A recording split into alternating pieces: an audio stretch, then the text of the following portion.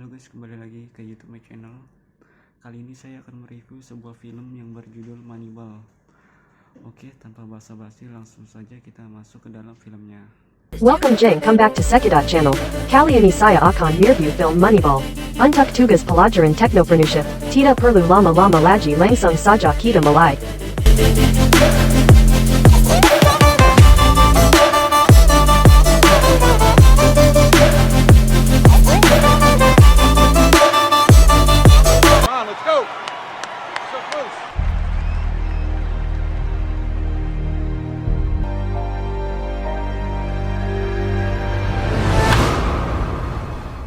Hai, oke, kali ini saya akan membahas sebuah film yang berjudul Moneyball. Film ini dibuat pada tahun 2011 yang disutradarai oleh Bennett Miller dan diproduseri oleh Michael De Luca. Film ini akan bercerita tentang Billy Beane yang harus membangun timnya dengan anggaran belanja pemain yang sangat rendah. Saya ingatkan bahwa ini adalah konten full spoiler. Buat kalian yang belum subscribe, mohon subscribe-nya guys. Bantu kami mencapai 100.000 subscriber di tahun ini. Oke, tanpa berlama-lama langsung saja kita mulai intronya. Billy Beane yang bekerja sebagai general manager di Oakland Athletics harus dihadapkan dengan kekalahan menyakitkan dari New York Yankees pada American League Division Series edisi tahun 2001. Ditambah 3 pemain andalan mereka yaitu Damon, Giambi, dan Jason harus terpaksa mereka lepas dengan status free agent karena tim tidak bisa lagi membayar gaji mereka yang terlampau tinggi. Musim baru pun dimulai. Steve yang seorang presiden klub meminta kepada Billy untuk menghemat anggaran belanja pemain untuk musim ini. Namun Billy mengatakan kalau ia butuh lebih banyak anggaran dan berjanji akan membangun tim yang sangat hebat. Tapi mau bagaimanapun, Steve kembali menyadarkan kalau kondisi keuangan klub sedang sangat sulit dan Billy harus bisa menyesuaikan dengan keadaan tersebut. Hal ini diperburuk dengan kemampuan yang buruk dari tim pencari bakat dalam mencari pemain baru untuk klub. Okay, la la la la la, like this is business as usual. Is that there are rich teams and there are poor teams. It's an unfair game. Suatu hari, Billy mendatangi kantor Cleveland dan mencoba untuk mendapatkan seorang pemain dari sana. Namun, saat deal hampir terjadi, tiba-tiba manajer Cleveland malah membatalkan deal tersebut. Dan hal itu cukup aneh menurut Billy, karena pikiran si manajer bisa seketika berubah setelah mendengarkan saran dari seorang bocah gemuk yang bahkan tidak terlihat memahami baseball. Billy yang penasaran pun akhirnya menghampiri bocah tersebut dan kemudian mereka berkenalan. Nama bocah itu adalah Peter dan sekarang pekerjaannya di sana sebagai analisis pemain. Kemudian Peter secara diam-diam menjelaskan apa yang menjadi pekerjaannya, yaitu mengenai data statistik pemain secara matematis dan teknis. Mudahnya, di tahun tersebut olahraga baseball belum lazim menggunakan data statistik pemain sebagai acuan nilai kemampuan pemain. Di tahun itu, para manajer atau pelatih hanya melihat apa yang terjadi di lapangan saja. Penjelasan dari Peter ternyata membuat Billy tertarik dan ia pun langsung membelinya dari Cleveland. Hey, it's Billy Beane. Cut the crap, man. Would you have drafted me in the first round? I just bought you from the Cleveland Indians.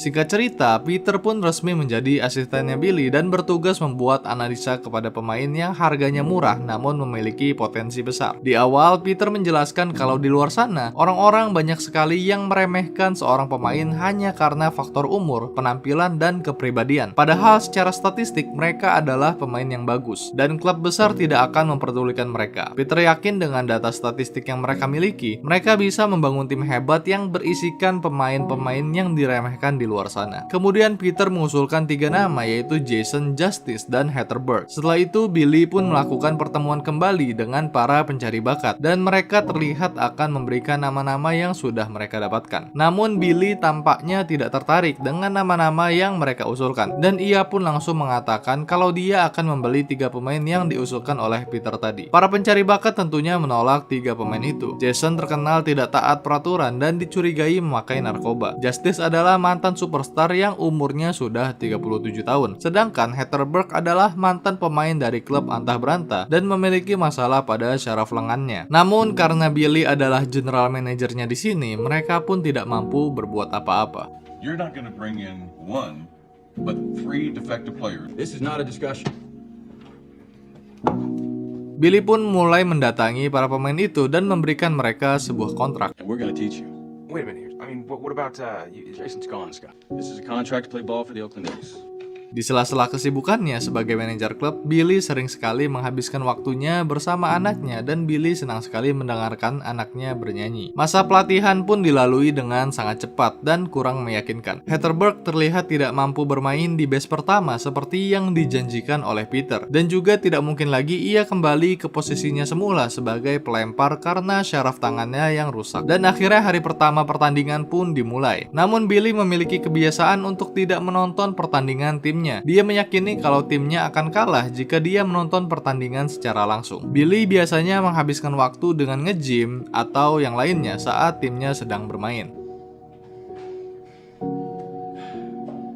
Ternyata timnya kalah hari itu. Kemudian Billy pun akhirnya menghampiri Art yang bertugas sebagai coach, dan Billy mempertanyakan kenapa Art memainkan Penya sedangkan Billy percaya kalau Hatterberg lebih baik. Namun Art menolak saran Billy karena dialah coachnya dan dialah yang berwenang menyusun daftar pemain. Kekalahan pertama Auckland diyakini sebagai awal mula bencana yang akan klub itu alami, dan semua orang meyakini bahwa Billy lah yang bertanggung jawab karena sudah membeli pemain buruk. The problem is that Bill James never played, never managed to come up with a new approach. My hat's off to him. It won't work. Singkat cerita, Auckland sudah kalah 14 kali dalam 17 pertandingan mereka. Media makin yakin kalau percobaan yang dilakukan oleh Billy telah gagal. Sampai-sampai beredar kabar kalau posisi Billy sebagai general manager akan digantikan oleh orang lain. Kemudian suatu hari, Steve memanggil Billy dan Peter untuk mengevaluasi perjalanan tim selama putaran pertama musim. Steve kecewa dengan pencapaian mereka, namun Billy menjanjikan kalau mereka akan berubah seiring waktu, dan yang Billy minta hanyalah waktu tambahan.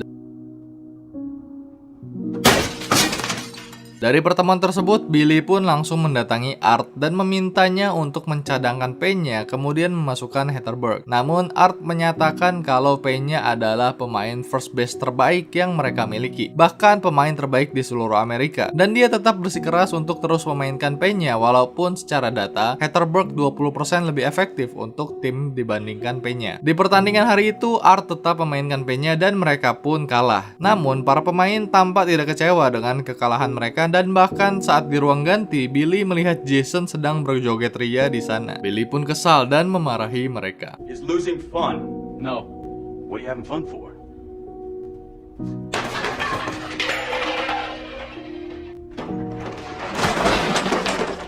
Besoknya Billy mulai hilang kesabaran dan melakukan langkah gila dengan menukarkan Penya dan Jason kepada klub lain. Awalnya Peter melarang Billy untuk melakukan hal tersebut karena dua pemain itu adalah dua pemain terbaik mereka yang mereka miliki. Namun Billy bilang kalau dia ingin Hatterberg main malam itu, dan satu-satunya cara membuat Hatterberg bermain adalah dengan mengeluarkan Penya dari tim. Akhirnya Peter pun setuju dan transaksi pertukaran pemain dengan cepat dilakukan.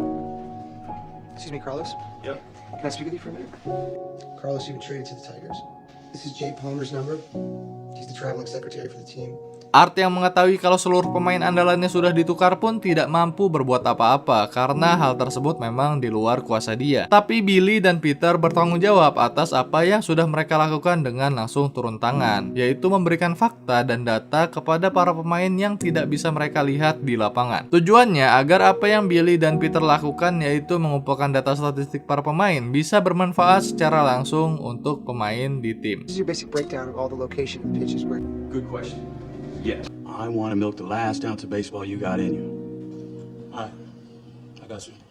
Singkat cerita, apa yang Billy lakukan mulai membuahkan hasil. Mereka meraih kemenangan demi kemenangan lainnya, dan peringkat mereka perlahan pun mulai naik. We doing tonight? Split it now? Both sides of the plate. Job, you couldn't hit that shit last night with a boat pad. You gotta see more pitches. Billy pun melihat peluang besar dan ia pun mulai membeli pemain lain bernama Ricardo Rincon yang diharapkan akan menjadi pemain kunci untuk tim ke depannya. Okay, let me talk to my owner. I'll call you back. Come on! Come on! Dan benar saja, singkat cerita, mereka mampu memenangkan 12 pertandingan secara beruntun. Tapi tidak sampai di situ. Di pertandingan 14 dan 16, bahkan sekarang mereka sudah akan mencapai 20 kemenangan secara beruntun. Pertandingan ke-20 adalah pertandingan penting bagi mereka karena mereka akan menciptakan rekor dengan kemenangan beruntun terpanjang sepanjang sejarah. Mereka mengawali pertandingan ini dengan mudah dan sudah memimpin sebanyak 11-0 dan hanya membutuhkan 1 poin lagi untuk membuat mereka menang. Bahkan Billy yang percaya percaya kalau menonton pertandingan secara langsung akan membuat timnya kalah pun akhirnya ikut menonton pertandingan secara langsung. Namun baru saja Billy datang, mereka langsung kehilangan angka. Billy pun khawatir dan langsung pergi lagi dari sana. Nampaknya tahayul yang Billy percaya benar adanya. Oakland yang di atas angin mulai panik karena perlahan poin mereka mulai tersusul dan sampailah di skor 11 sama. 1 poin terakhir akan menentukan siapakah pemenang dari pertandingan ini dan apakah Oakland bisa membuat sejarah besar. Art pun akhirnya mempercayakan Hatterberg untuk menjadi pemukul dan ternyata kepercayaan Art dibayar tuntas.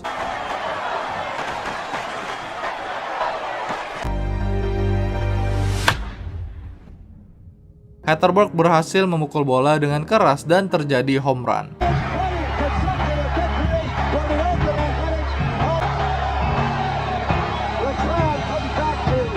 Mereka pun berhasil memenangkan pertandingan ke-20 dan berhasil membuat sejarah hebat sekaligus lolos ke babak playoff dan akan bertemu dengan New York Yankees. Namun pertandingan dengan Yankees berlangsung sangat cepat dan kekalahan yang telak bagi Oakland. Semua hingar-bingar pun langsung pergi begitu saja dan hanya meninggalkan kekalahan untuk Billy dan Oakland. Namun sebuah tim besar bernama Boston Red Sox tertarik dengan apa yang sudah dilakukan oleh Billy di Oakland. Mereka berencana untuk menerapkan filosofi yang sama dalam permainan baseball mereka dan menawarkan Billy sebagai general manager mereka di sana. Bahkan mereka menyiapkan kontrak yang sangat besar yaitu $12 juta per tahun dan akan menjadi kontrak terbesar untuk general manager sepanjang sejarah. But the Yankees spent $1.4 million per win.